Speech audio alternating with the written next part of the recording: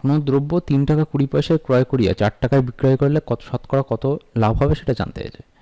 তো এক্ষেত্রে দেখো কোনো দ্রব্য 3 টাকা 20 পয়সায় ক্রয় করছে, তাহলে 3 টাকা 20 পয়সা সমান সমান, আমরা সব কটাকে একসাথে নিয়ে আসছি তাহলে আমাদের কাজ করতে সুবিধা হবে। পয়েন্ট বা হয় পয়সা নিয়ে আসবো না পয়েন্ট নিয়ে চলে যাবো, তাহলে 3.20 টাকা।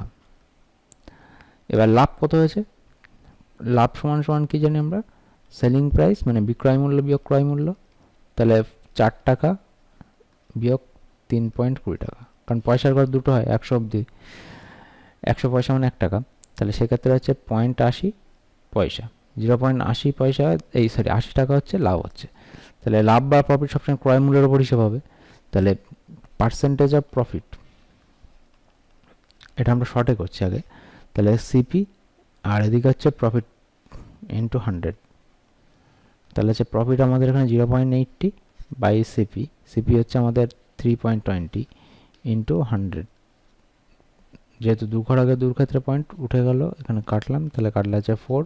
4 দিয়ে কাটলে আছে 25, তাহলে 25% কী হচ্ছে আমাদের প্রফিট হচ্ছে। এবার এটাকে আমরা ডিসক্রিপটিভে করি, তাহলে এক্ষেত্রে আমরা কি দেখবো যে আমাদের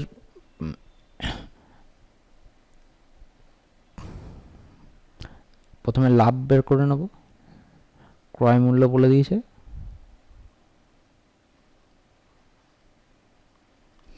ক্রয় মূল্য হচ্ছে 3 টাকা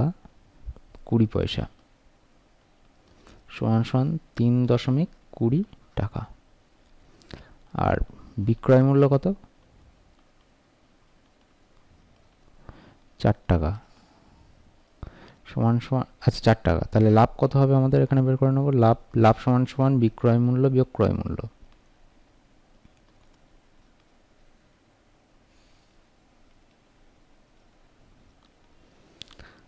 4 বিয়োগ 3.20 সমান সমান 0.80 টাকা, এটা হচ্ছে লাভ। তাহলে এখন দেখো লাভ বা ক্ষতি আমরা বলেছি ক্রয় মূল্যের উপর সবসময় হিসাব করা হবে, তাহলে এখানে লিখব কি 3.20 টাকা বা 3 টাকা 20 পয়সা যখন কোনো দ্রব্যের ক্রয় মূল্য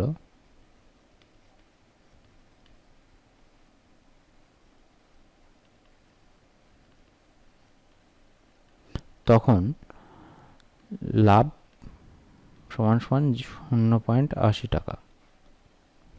এবার 1 টাকা যখন কোনো দ্রব্যের ক্রয় মূল্য তখন লাভ কত হবে 0.80 বাই 3.20 টাকা। এবার 100 টাকা যখন কোনো দ্রব্যের ক্রয় মূল্য হবে তখন লাভ কত হবে 0.80 গুণ 100 বাই 3.20, দেখো দু ঘর আগে দশমিক আছে, দশমিক উঠে গেল, শূন্যগুলো কেটে গেল, কাটলে 8 দিয়ে কাটলে 4, 4 দিয়ে এটা 100 কাটলে হচ্ছে 25, তাহলে লাভের শতকরা লাভের পরিমাণ কত 25% লাভ।